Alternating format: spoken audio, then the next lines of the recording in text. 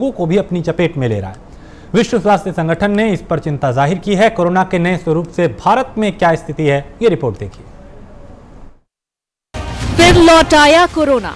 नए वेरिएंट से दुनिया भर में दहशत, विश्व के लिए टेंशन बना ओमिक्रॉन।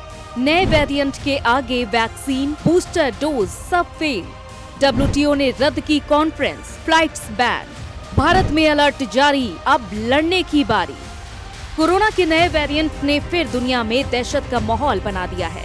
रंग बदलने में माहिर कोरोना का अब नया वेरिएंट ओमिक्रॉन के नाम से सामने आया है। कोरोना के इस वेरिएंट ने दुनिया को टेंशन में डाल दिया है। कोरोना के इस वेरिएंट का असर विश्व व्यापार संगठन की मिनिस्ट्रियल कॉन्फ्रेंस पर भी पड़ा है। WTO ने कोरोना के कारण ताजा हालात को देखते हुए मिनिस्ट्रियल कॉन्फ्रेंस को रद्द करने का ऐलान किया। WTO की ओर से बयान जारी कर इसका ऐलान किया गया। WTO की जनरल काउंसिल में 26 नवंबर को मिनिस्ट्रियल कॉन्फ्रेंस को लेकर चर्चा हुई, जिसके बाद इसे रद्द करने का निर्णय लिया गया। दुनिया भर में कोरोना के साउथ अफ्रीकन वेरिएंट की दहशत के बीच पीएम नरेंद्र मोदी कोरोना पर बैठक कर रहे हैं। मीटिंग में कैबिनेट सचिव राजीव गौबा, पीएम के प्रधान सचिव PK मिश्रा, केंद्रीय स्वास्थ्य सचिव राजेश भूषण और नीति आयोग के सदस्य डॉक्टर VK पॉल शामिल रहे। पीएम देश में कोरोना के हालात और वैक्सीनेशन पर चर्चा कर रहे हैं। पीएम मोदी की अध्यक्षता में ये बैठक ऐसे समय बुलाई गई है जब अफ्रीका में मिले कोरोना के नए वेरिएंट ने चिंता बढ़ा दी है। दक्षिण अफ्रीका में मिले मल्टीपल म्यूटेशन वाले कोविड वेरिएंट को लेकर दुनिया भर के देश डर गए हैं। दक्षिण अफ्रीका के national institute of infectious disease ने बताया, देश में इस वेरिएंट के अब तक 22 केस मिले हैं। वैज्ञानिकों ने इसे B11529 नाम दिया है। इसे वेरिएंट ऑफ सीरियस कंसर्न बताया है। नए वेरिएंट को WHO ने चिंता का विषय बताया है।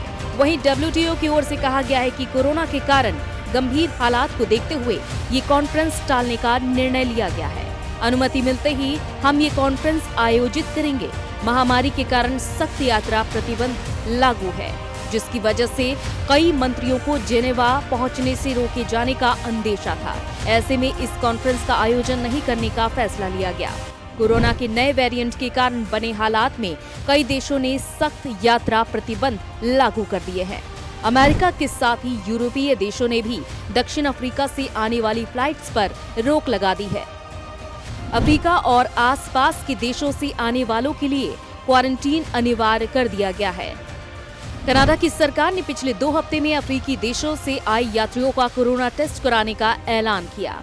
कोरोना के इस नए स्वरूप को देखते हुए भारत भी अलर्ट मोड पर है। दिल्ली के मुख्यमंत्री अरविंद केजरीवाल ने उन देशों से फ्लाइट पर रोक लगाने की मांग की है जो कोरोना के नए वेरिएंट से प्रभावित हैं। सीएम केजरीवाल ने कहा है कि बड़ी मुश्किल से हमारा देश कोरोना से उबर पाया है। हमें इस नए वेरिएंट को भारत में आने से रोकने के लिए हर संभव प्रयास करना चाहिए। भारत सरकार ने इस खतरे को देखते हुए सख्त कदम उठाए हैं। हांगकांग, बोत्सवाना और इजराइल से आने वाले यात्रियों की जांच के लिए सभी एयरपोर्ट्स को निर्देश दिए गए हैं।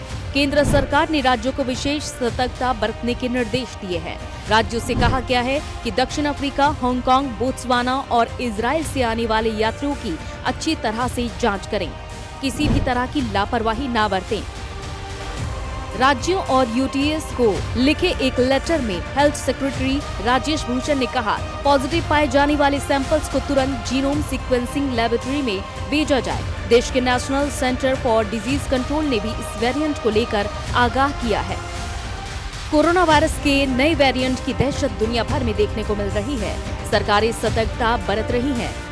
भारत ने भी सतर्कता बरतते हुए ब्रिटेन, दक्षिण Africa, Brazil, Bangladesh, Mauritius, Botswana, Zimbabwe, New Zealand, Singapore, Hong Kong और इजराइल को जोखिम वाले देशों की सूची में रखा है।